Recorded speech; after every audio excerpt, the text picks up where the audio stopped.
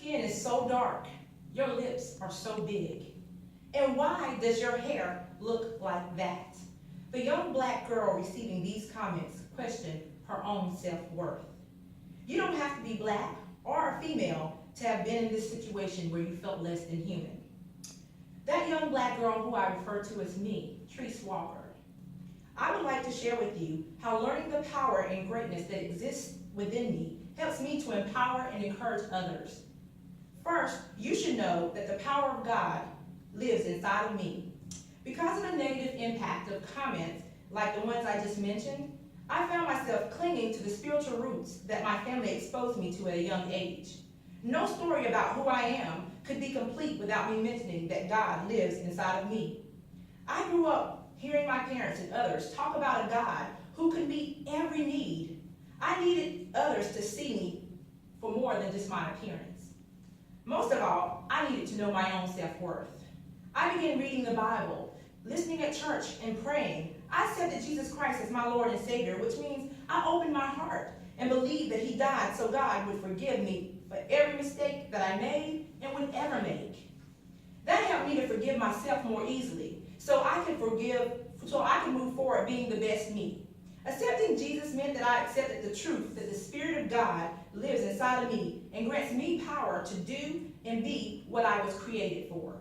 I discovered that all the power I ever needed already existed in me.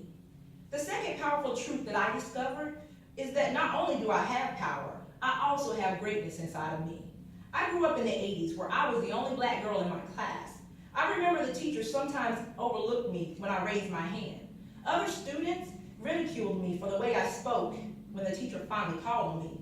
I always could socialize with some of my classmates, but I never felt I could be myself.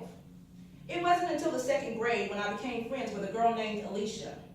I began to share parts of myself with her, and she accepted me for who I was. One time, the teacher asked a very hard question that no one else could answer. I whispered the answer to myself. Alicia heard my answer, raised her hand, and told the teacher the answer. It was correct.